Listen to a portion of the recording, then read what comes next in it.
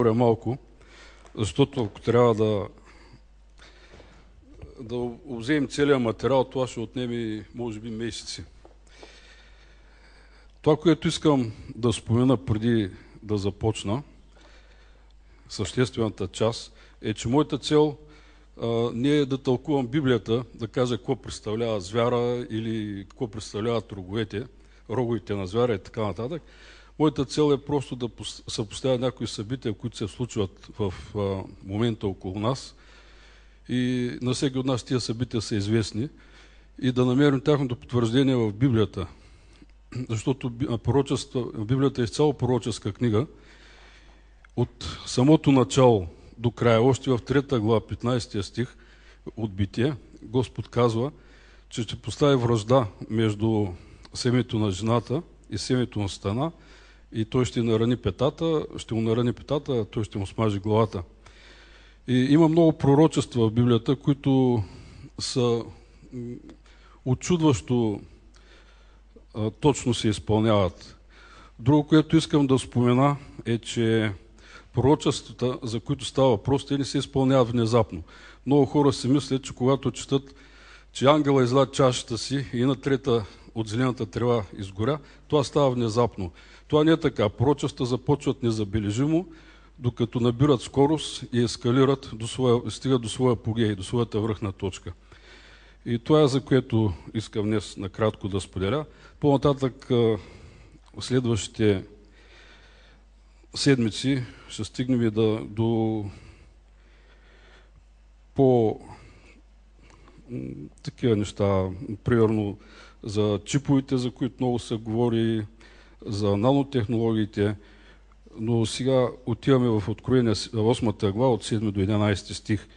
Като затръби първия ангел, настана град и огън, размесени с кръв, които бидоха хвърлени на земята, и третата част на земята изгоря, също и третата част от дърветата изгоря и всяка зелена трева.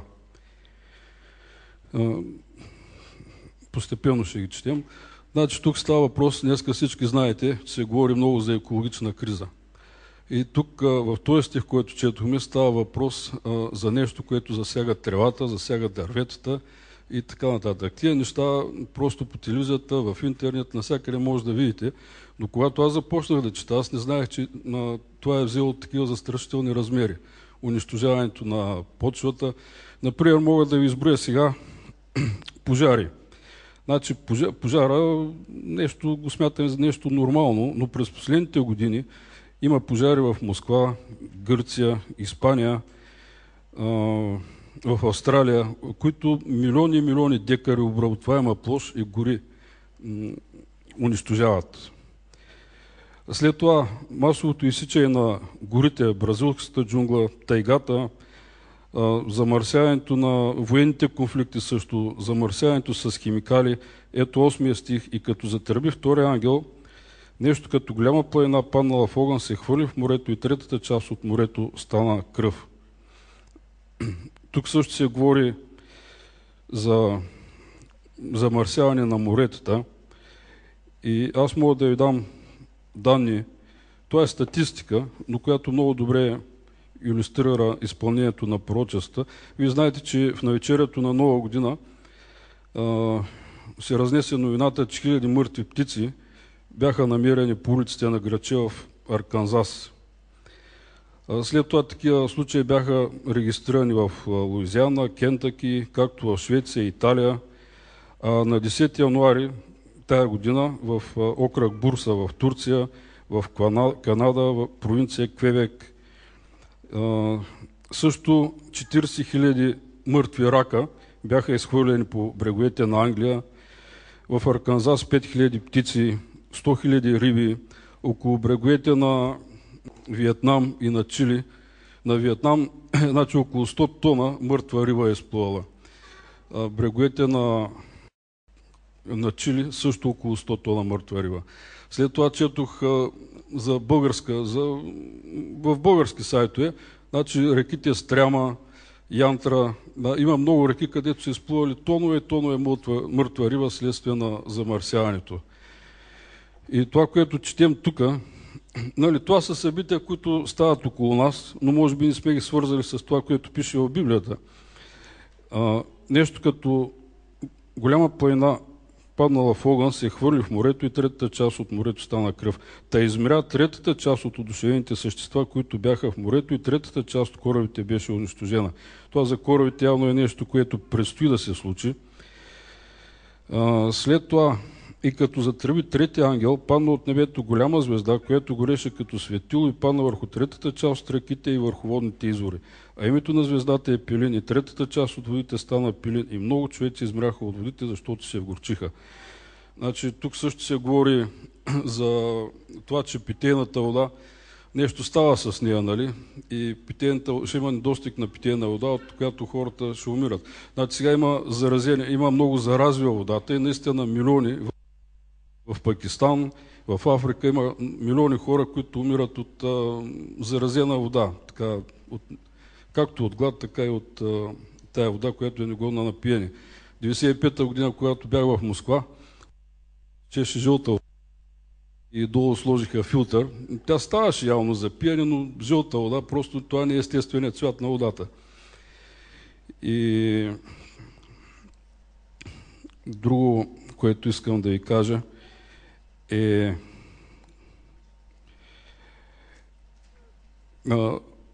значи самите хора, които пишат тия статии, самите те казват, че това вероятно е Божие наказание. Тия хора са невярващи, между другото.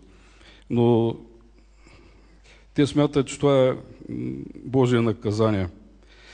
По-нататък аз ви казах, че това замърсяване всъщност според Библията ще ескалира.